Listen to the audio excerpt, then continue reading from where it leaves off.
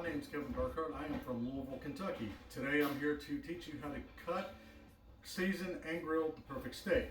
Up to medium, because anybody wants it over medium obviously hates steak and get the hell out of my kitchen. So, I've already went ahead and cut up our steaks into anywhere from 1 to 1.25 inches. Those are the perfect cut. This right here is about 1.25 inches. This one's already been trimmed up. The more marbling in a steak that you have, the more tender, flavorful, and juicy it's going to be. If you get a steak with no marbling, you're going to get a dry, tough-ass steak. That's what you don't want. This is a trimmed up, ready to go top loin, New York strips.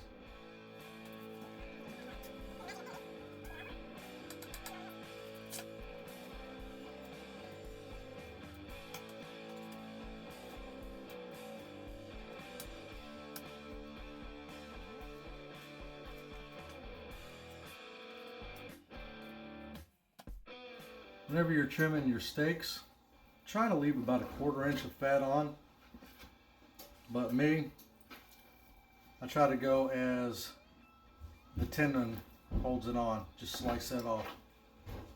I think it makes for a neater, cleaner looking steak. Of course, trim it however you want.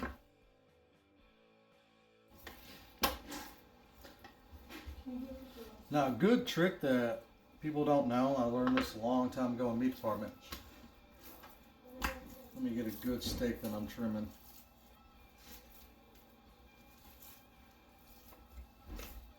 There we go. All this fat right here. Your fat holds all your flavor. A good trick to do is as you lay this steak on the grill, you can take this fat, put it right there on the steak. And as it melts, all that fat's going to seep into your steak and make it more tender and more flavorful. So you can also season that as well and make sure it goes in there. And I sound like a country hick, and that's okay.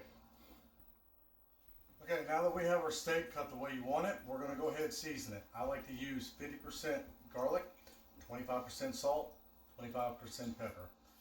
You don't need anything other than that for a perfectly good steak. I like to start, since I'm using the most garlic, I'm going to start with that. Some people like to measure out their spices, not me.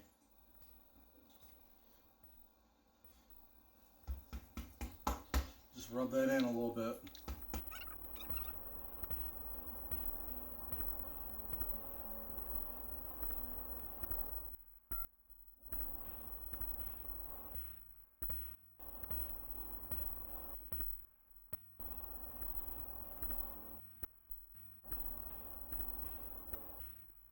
A lot of people like to use clarified butter or olive oil on their meat first. Me, just put your seasoning right on there. And then you can take it and dab it.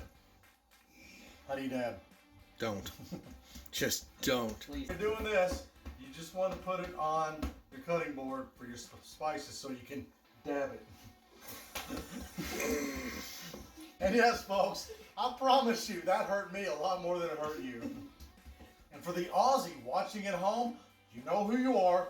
This is a perfect American steak. I don't know if you eat kangaroo over there or whatever, but you come to America, this is what I'll cook you. It'll change your life. I promise you. Hallelujah. And now we have a perfectly seasoned steak.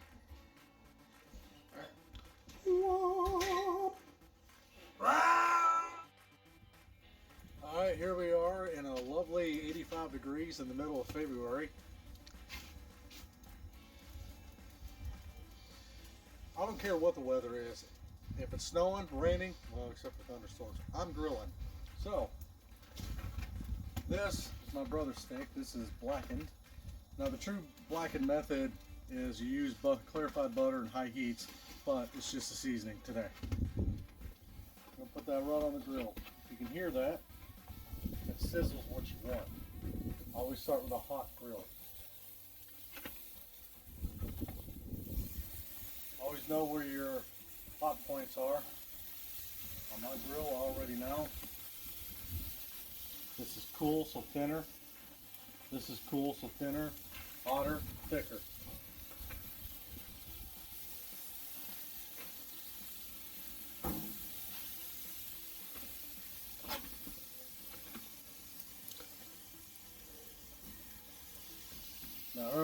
talking about the fat.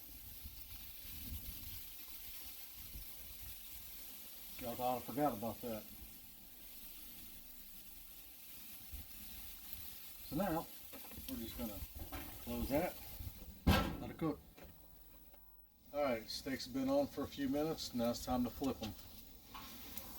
What you need is a good sear and good diamonds. Perfect. Adjust your heat. Now you're at your first flip. Turn it back down.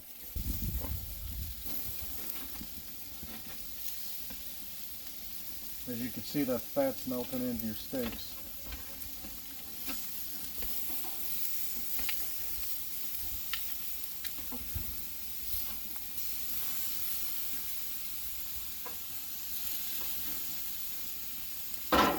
All these have really good sear, good marks on them.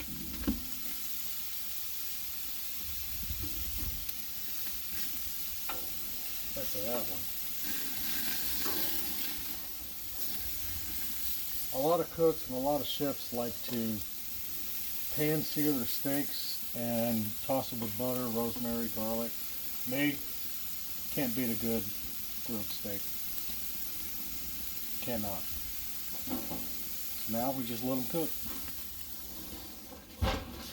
So, all seriousness, just pull this steak off the grill, let it rest for 10 minutes. When you pull steaks off the grill, let them rest. Juices expand, because if you pull it off the grill, cut right into it, you're going to dry your steak out and ruin it. So why spend all that time prepping your steak and ruin it? So, I don't like doing this. Personally, I like having my steak on my plate, having everything and cutting into it myself. However, we're going to get all fancy up in this bitch.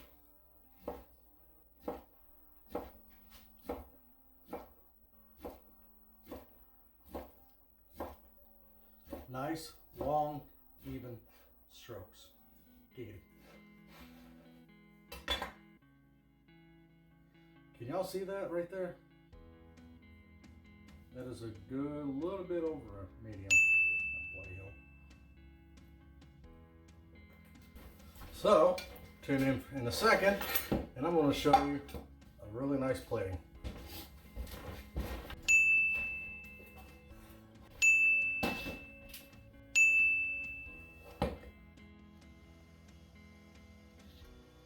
Okay, so the steaks are over there resting.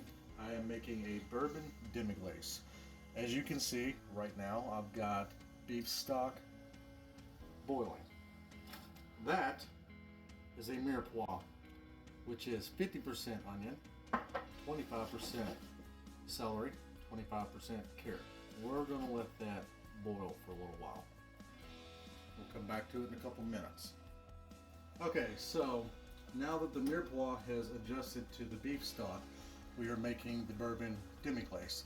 And I used 1 cup, which was a half a cup of onion, 1/4 cup of celery, 1/4 cup of carrots.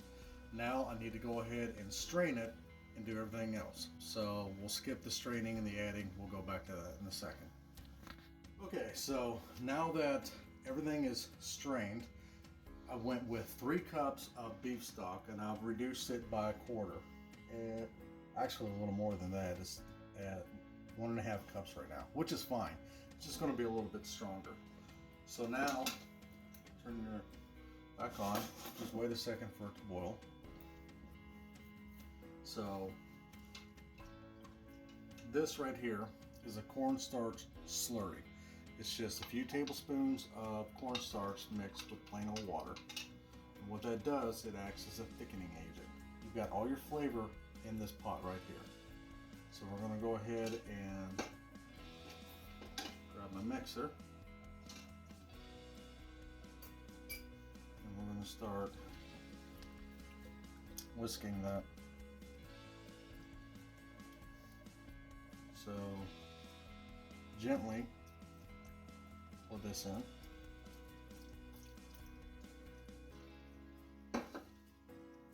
Adjust your heat back down, don't want to burn it.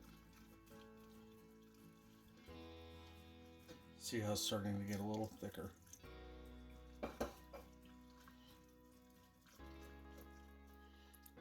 And this right here is good old-fashioned Jim Beam. You can see that is 6 teaspoons, 2 tablespoons, and 1 ounce.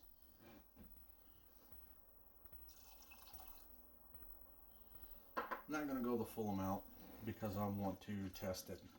Maybe a little too strong for the bourbon. Smells really good.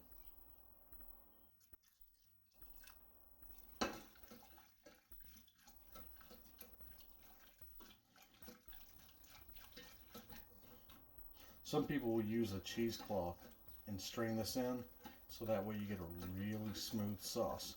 Most professional kitchens do that.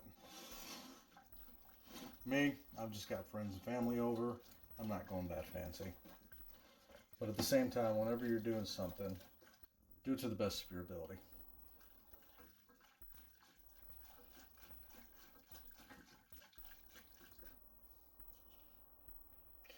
As much as this is taken with, as much as this slurry is needed, I'm kind of glad that I've reduced it so much. Get a really strong flavor out of it.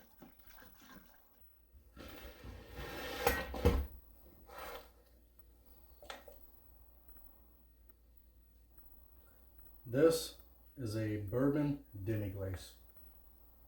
Right over your steak.